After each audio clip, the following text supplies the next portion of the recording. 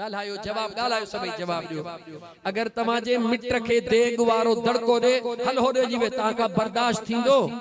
को याद रखो हिकड़ा उहे हन जेके तव्हांजे सन ते आया न तव्हांजा मिट हन ऐं हिकड़ा उहे हन जेके मुझे रब जे ज़ात मोकिलियो। ये जेके फकीर हन ये जेके गरीब हन याद रखो ये अल्लाह जा मोकिलियल मेहमान अथव। इन अल्लाह जे मोकिलियल मेहमानन जी दिल खोले खिदमत कदा कयो। कदे कह मिस्कीन फकीर के रलड़ी विछाए दे पो दिस त मुजो यार कियो तो तोते राजी थे। ओ मुसलमान अल्लाह जे रजा जो को रस्तो ॻोल्ह त सही 24 कलाक रुगी न पांजे अना में पूरो है। मां हिकड़ी गाल करे वठा हजरत मूसा कलीमुल्लाह अल्लाह जे दरबार में कोहे तूर वीदो होयो। कोहे तूर ते रब्बे जुल जलाल जो कलाम थींदो होयो। हजरत मूसा अलैहि सलाम हस्बे मामूल वनी रहयो आ मानुन जानिया पा अल्लाह जे हुजूर में पहुंचाइदो होयो। रस्ते में हिकड़े गरीब चयो ऐ अल्लाह जा प्यारा नबी अल्लाह ताला मुखे दिनो सब कुछ मगर थोड़ी कारोबार में कमी थी वई आ। अल्लाह जे दरबार में सवाल कजा त मुखे कारोबार में थोड़ो वधाए दई छदे। हजरत मूसा अलैहि सलाम अल्लाह जे दरबार में अर्ज कयो ओ मुझा करीम रब फलाने रस्ते में कारोबारी मानुआ जो ही अर्जड़ो आ। जवाब मिलो ऐ मुझा मूसा वञु वञी न के जवाब दे तुझी जिंदगी जा बाकी कुछ लम्हात वञी बचा हन दुनिया जे बजा पांजे आखिरत जो फिक्र कर। हजरत मूसा अलैहि सलाम मोटी आयो रस्ते में उहो मानू बीठो आ जी मुझा सुना अल्लाह जा नबी। हजरत मूसा अलैहि सलाम फरमायो तुझे जिंदगी जा बाकी कुछ लम्हात या कुछ दिहाड़ा बचा हन तू पांजे आखिरत जो फिक्र कर। अन्या भी तो के दुनिया दुनिया लगी पईया छो तो न तेरे ही कान के उन्हें जो उन्हें मल पांजी दौलत के विरहाण शुरू तो करे पांजे बच्चन के दौलत दिने पांजे ज़ाल के दौलत दिने चन चन जो हक हुयो तन के दई हिकड़ो दौलत जो हिस्सो अलग करे खैरात करे गरीबन के सद कई ओ गरीबो मिस्कीनो अचो मां वंडी दो तो वञा तवा वठंदा वञो खाईंदा वञो। जॾहिं हिकड़ो ॾींहुं वठण शुरू कई गरीब वठंदा वया ॿियो ॾींहुं वठण शुरू कई वठंदा वया। अल्लाह जी रहमत शामिल हाल थींदी वई हे गरीबन खे ॾींदो वयो। हफ्ता गुज़री वया हजरत मूसा जो लंघण थियो ॾिसे सुभान अल्लाह जंहिंजे लाइ अल्लाह हुकुम फरमायो हुयो हे कुझु घड़न जो या कुझु पहरन जो मेहमान हफ्तो गुज़री वयो हे फकीर त वंड वंडे रहियो आ।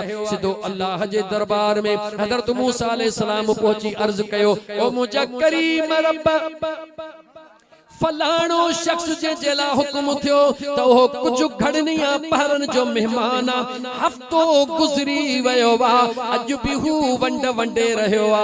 अल्लाह जे दरबार मा जेको जवाब मिलियो ए मुजा गोठ खुदा बख्श बुरडो जे पट ते वेहण वारा मुसलमान ईदगाह में वेहण वारा मुसलमान दिल जा कन खोले ही जुमला बुध अल्लाह जे तरफा जवाब मिलियो ए मुजा मूसा वञ वञी उन खां सवाल कर त जेडी मल तू वंड वंडे रहियो हुए यतीम हिकड़ो भा आई हिकड़ी भेण बुखारा हुया तो वट आया तो उनन के वंड दिनो हो खाई वरी आया पेट को न भरियो खिली वरी तो उनन के दिनो त्रियों दफो आया त्रियों दफो तो खिली उनन के दिनो जदे उनन पेट भरे बस कयो तो चयो अन्या खपेव उनन दुआ केड़ी घुरी मुजा मौला केड़ी घुरी। अल्लाह जे तरफा जवाब मिलियो ऐ मुजा कलीम उन यतीम बचड़न दुआ घुरी ओ मुजा मौला हिन सखीअ खे वडी जमार दिजा जेको सा मिस्कीनन यतीमन जा पेटड़ा भरे रहयो आ। मां अल्लाह यतीमन जी दुआ कबूल करे हिन खे उम्र दराज अता करे छडिया। सुभान अल्लाह। जागो था मुसलमानों अगर जिंदगी कुशादी सुकून वारी खपे त गरीबन जी खिदमत कयो यतीमन के खाधो खारायो एड़ो को अमल कयो जैसा कहे यतीमन के फायदो थे त मुजा दोस्त इंशाअल्लाह ताला ही जहान भी सुरखुरु थींदो ऊ जहान भी सुरखुरु थींदो खैरात भी भलो ऐं सुहणो अमल आ मिस्कीनन गरीबन के खाराइण भी सुहणो अमल आ पर इन खां वधीक अन्या ॿियो भी हिकड़ो सुहणो अमल हो कहिड़ो खैरुकुम मन तअल्लमल क़ुरआन व अल्लमहु। मुझे मदीने जे मीर सल्लल्लाहु अलैहि व आलिहि वसल्लम फरमायो त माण्हुनि में भलो इंसान उहो आ जेको क़ुरान करीम पाण भी पढ़े ऐं ॿियनि खे भी पढ़ाए। सुभान अल्लाह। मुबारक थो ॾियां ॻोठ खुदा बख्श बुरड़ो वारनि खे तव्हां पंहिंजे मदद पाण पंहिंजी हिम्मत करे मुझे मुस्तफ़ा करीम जे दीन जो इदारो तव्हां कायम कयो आ। जिते अॻु में रुगी नाज़रा पढ़ंदा हुया हाणे मुसाफ़िर ते क़ुरान करीम पढ़ी रहिया आहिनि। ओ इन अल्लाह जे महबूब जे मेहमाननि ते ख़र्च करण वारो कन खोले ॿुधो। हिकड़ी ॻाल्हि ॿुधो, अगर मदरसे जो शागिर्द कहे न घर में वञे मानी वठण ला, हाँ वो खुश नसीब घर वारो जो शागिर्द के ॾिसी करे बिस्मिल्लाह बिस्मिल्लाह बचड़ा हलिया उनके हंध ते विहारे उनके खट ते विहारे। अगर मानीअ में देर हुजे अगर देर न हुजे त जल्द उनके मानी ॾई प्यार ॾई शफ़क़त ॾई उनके मोकले। ख़बर अथव छो अगर वॾेरो कंहिं पंहिंजे नौकर खे मोकिलींदो आ त उन नौकर खां पुछंदो आ तॾहिं ख़बर मुंहिंजो न्यापो खणी वे अगले तोखे केड़ो जवाब दिनो। नौकर जॾहिं वॾेरे खे ॿुधाए हे जेके मदरसे जा शागिर्द हन ये अथव मुझे मुस्तफ़ा जा मेहमान। सुभान अल्लाह। कंहिंजा मेहमान हन मुझे मदीने वारे मीर जा मेहमान हन अल्लाह जे ज़ात जा मेहमान हन। याद रखो जंहिं घर में न हे मदरसे जा बचड़ा वञन ऐं घर वारो उन्हनि खे ॾिसी करे चवे त महबूब जो मेहमान मूं वटि आयो आ उनखे लख इज़तूं ॾे उन बचड़नि खे प्यार ॾे उन्हनि ते शफ़क़त जो हथ रखे उन्हनि खे मानड़ी ॾे उन्हनि खे ख़र्ची ॾे। रब्बे काबा जो कसम खणी तो तव्हांखे ॿुधायां उहो बचड़ो अञा दर पोइते पोइ निकिरंदो मुंहिंजो रब अॻे उन ला पंहिंजे रहमत जा दर खोले छॾी। सुभान अल्लाह। इन मदरसे जे बचड़नि खे मुझे मुस्तफ़ा जो मेहमान समझंदा कयो अल्लाह जो मेहमान समझंदा कयो ऐं इन बचड़नि खे प्यार ॾींदा कयो इन्हनि खे प्यार।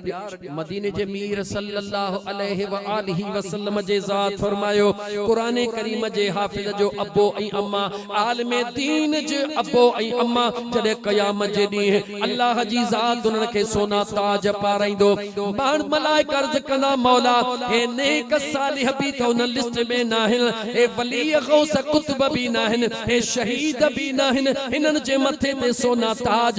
रब फरमाइंदो इन्हनि पंहिंजा बचड़ा मां अल्लाह जे दीन जे ला वक़फ करे छॾिया हुया इन्हनि पंहिंजे बचड़नि जे ज़िम्मे कमकारियूं पंहिंजे पाण ते खयां मुझे दीन जे ला वक़फ कया इन्हनि मुंहिंजे ला वक़फ कया मां अल्लाह उन्हनि खे लाज अता फरमायो।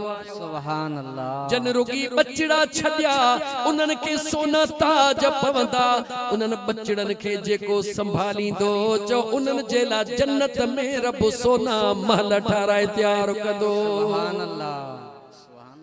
कुरान जी आयत तिलावत कयम दिल चवे थी उन जो तर्जुमो कया छो त टाइम मां इहे ई रडियो कंदो त टाइम मुझो साथ को केडी तकड़ कई थम केडो तकड़ में पे थो ॻाल्हायां सिर्फ इन करे त बगालियो करे वठा ये कुरान जी आयत ॿुधो ऐं गौर सां जो तर्जुमो ॿुधो।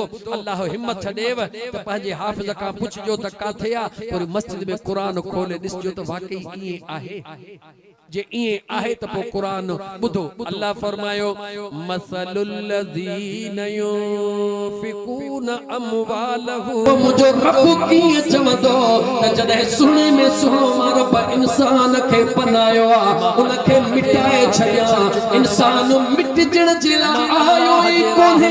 खैरात करण वारा साधन जुमलन में साधन लफ़्ज़न में ॿुधो ग़रीबन जेके अॼु खां 5 साल बेवह औरतुन जी सार लहण वारा मां अल्लाह जे रज़ाला मिट माइट मिस्कीनन गरीबन जी पर घोर लहण वारा मां अल्लाह जे रज़ाला मुझे दीन जा इदारा खोले मदरसा खोले पंहिंजी दौलत उन मदरसे ते ख़र्च करण वारा जी मुझा मौला रब चवे तो तुझे खैरात जो मिसाल इए आ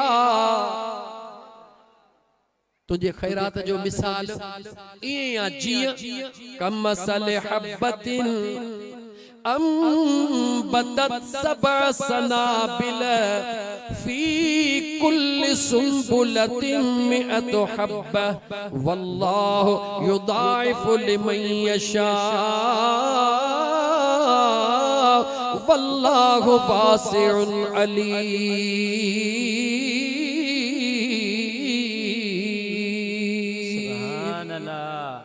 हथ खणी चो तो रब जो कुरान सच्चो आ, चो रब जो कुरान सच्चो आ।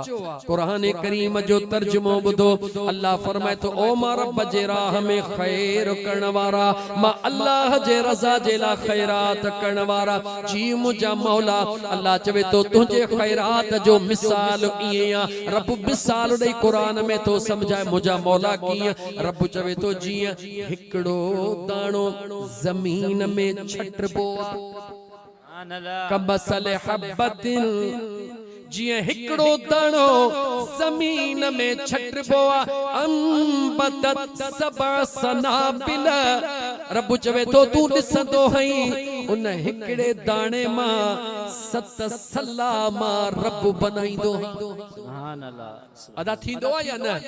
जीअं जर थधि पवंदी हिकड़ो दाणो फाटंदो कोन फाटंदो? जवाब ॾियो। सबअ सनाबिल, अल्लाह चवे तो हिकड़े दाणे मां अल्लाह 7 सला बनाईंदो हां।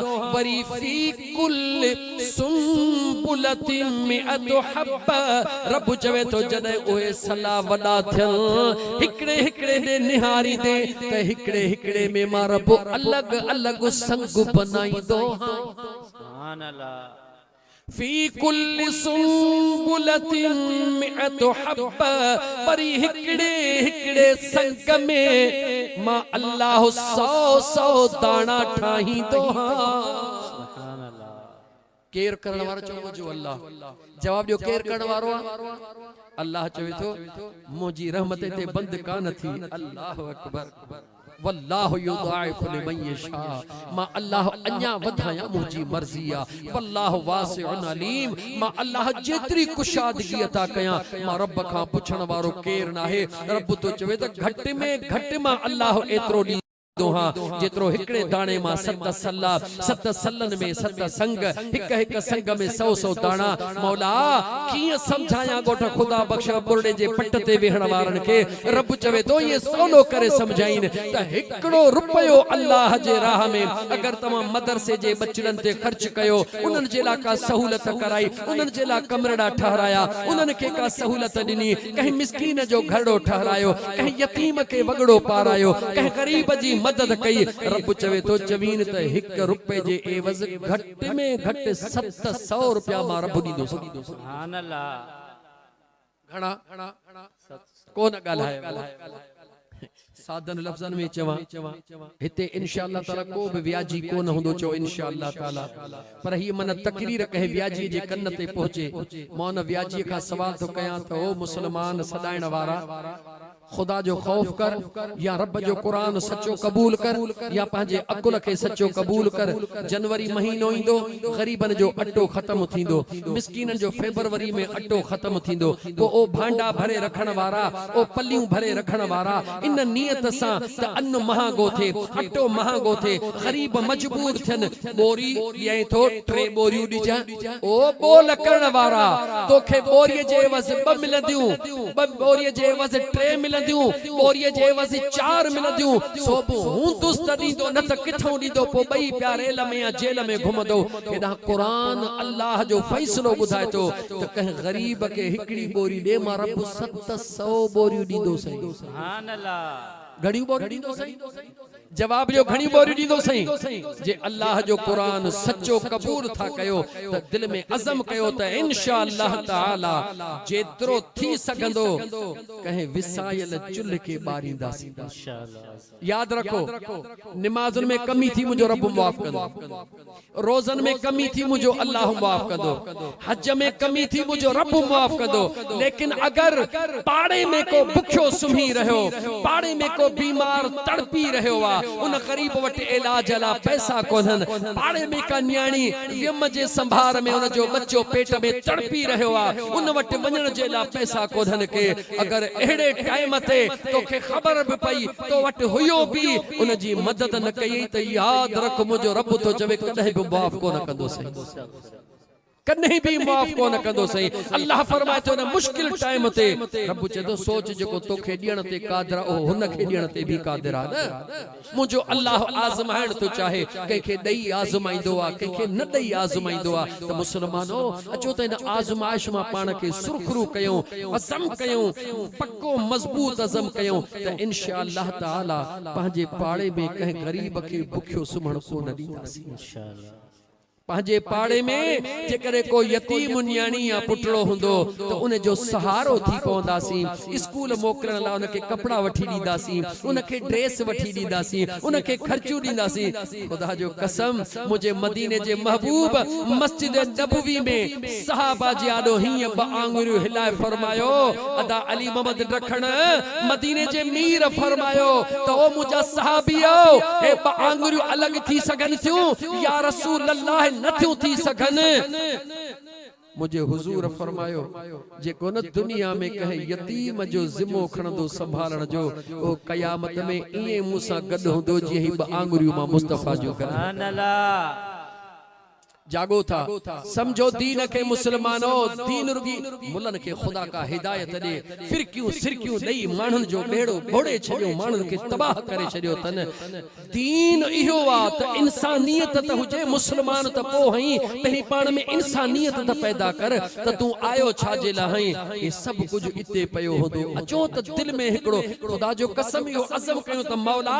तू मुखे पंहिंजे गज मां दे त मां तुझे मखलूक जी खिदमत कया मौला यतीमन खे दिया मौला मिस्कीनन खे दिया मौला गरीबन खे दिया मौला तुझे दीन जा इदारा कायम कया दिस त मुझो बादशाह किए तो अणगणियो तोखे अता करे सुभान अल्लाह बाकी रात ॾींहुं मौला दे त हु जिरेब जेको वली दाद जो आ इने खे खट खटे वठास मौला मुखे दे त जेको पिलाट फलाण जो ॾाढो ठाहू को आ इन ॿियनि जे शैन में नज़र न विझ नज़र विझणी थई त मुझे करीम रब जे रहमत ते नज़र विझ नज़र विझणी थई त मदीने जे मीर जे शफाअत ते नज़र विझ त अल्लाह कंदो न हिते दुखियो थींदे न वरी चो चो न हिते दुखियो थींदे न वरी हुते दुखियो थींदे इंशाअल्लाह ये कंदासी इंशाअल्लाह ये कंद चो इंशाअल्लाह ताला रात जो सुमण का पहिरी 5 मिनट पंहिंजे बच्चन खे ॾींदा कयो घणा मिनट सब गालियूं खत्म 5 मिनट पंहिंजे बच्चन खे ॾींदा कयो कहिड़ा पंहिंजे बच्चन खे ॻाल्हि समझायो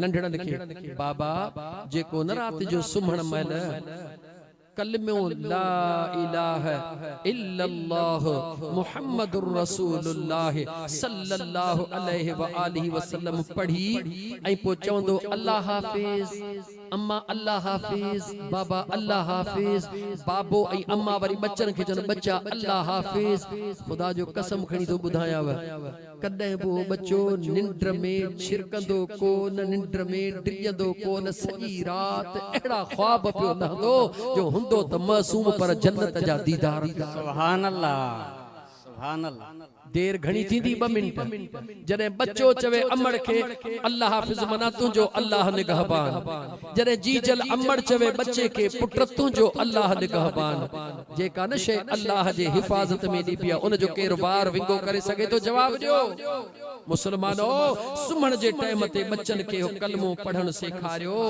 8 ॾींहं मेहनत कयो सिर्फ 8 ॾींहं मेहनत कयो ऐं जीअं बच्चे के उथारियो जीअं बच्चो थे उन के प्यार में चबो न लठ न धड़को न प्यार में बचड़ा तू कलमो पढ़ बचड़े के उथण ते कलमो सेखारियो बई शयूं पक्कियूं कयो जेको सुमण वक्त कलमे जो आदी थियो जेडी मल हजरत इस्राइल हल टिक टिक ते चढ़ो घणे मगी कई थई त जेडी मल चोदो हजरत इस्राइल के दिसंदो अखियूं बंद पो कंदो पहिरी चोदो ला इलाहा इल्लल्लाह मुहम्मदुर रसूलुल्लाह कलमो पढ़ी बस कंदो रूह परवाज कंदो दे खबर एड़ो मौत खपे या न खपे खपे ऐं जेको उथण सां कलमो पढ़ंदो जॾहिं मुनकर नकीर कबर में ईंदा सवाल जवाब करण जे लाइ उथी जीअं उथंदो हुनखे आदत हूंदी ला इलाहा इल्लल्लाह मुहम्मदुर रसूलुल्लाह सल्लल्लाहु अलैहि व आलिहि वसल्लम।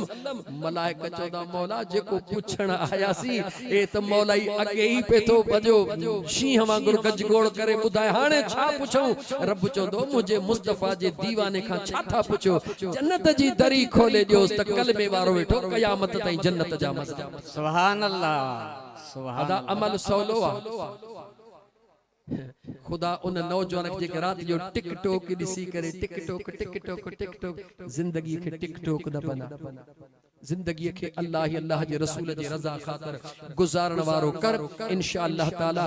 कहीं बे वरी टाइम में अल्लाह मौको दिनो त अबे अमा जे अदब ते ॻाल्हाईंदासीं। ए आखिरी शेर पढ़ी 3 मिनट बचा हन साडन चैन में फकीर पंहिंजी जगह वठ। हाय खणी कुछ वया कीन सुभान अल्लाह। खणी कुछ वया कीन जे मालिक लखन जा लटे आया कांधी दई मण मिट्टी जा। सुभान ओ खणी कुछ वया कीन खणी कुछ वया कीन जे मालिक लखन जा लटे आया कांधी दई मण मिट्टी जा। है पाए वे सुहना घुमदा जेके घुमदा जेके वडे नाज़ नखरने सा हलंदा जेके हलंदा जेके वनी वे सपाए हाफिज शाहिद वनी वे सपाए सुता से कफन जा लटे आया कांधी दई मण मिट्टी जा। हुया महफिलन जा जेके मोर माण्हू जेके मोर माण्हू वधसूह में से शहज़ोर माण्हू शहज़ोर माण्हू कबर में सुता से सुभान अल्लाह। कबर में सुता से पलियल जे सुखन जा लटे आया कांधी दई मण मिट्टी जा। सुभान अल्लाह। मरहूम अब्दुल्लाह उन जी घरवारी ऐं उन जा जमी अजीज़ो अकारिब अल्लाह जी ज़ात उन्हनि जी बख़्शिश फरमाए।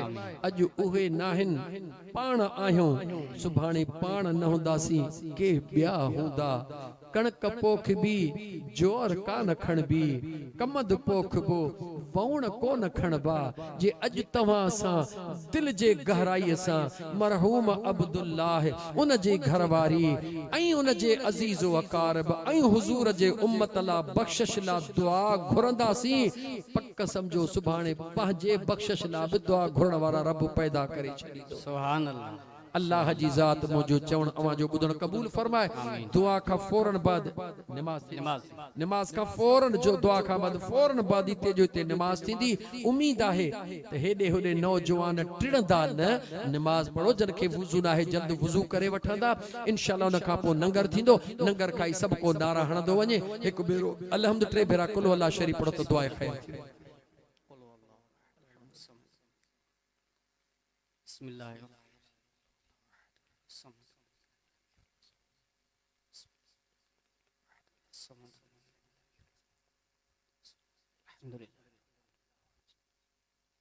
अल्हम्दुलिल्लाहि रब्बिल आलमीन अल्लाहुम्मा सल्लि अला सय्यिदिना व मौलाना मुहम्मदिन व अला आलिहि व अस्हाबिहि व अहलि बैतिहि अजमाइन रब्बना आतिना फिद दुनिया हसनतन व फिल आखिरति हसनतन व क़िना अज़ाबन्नार।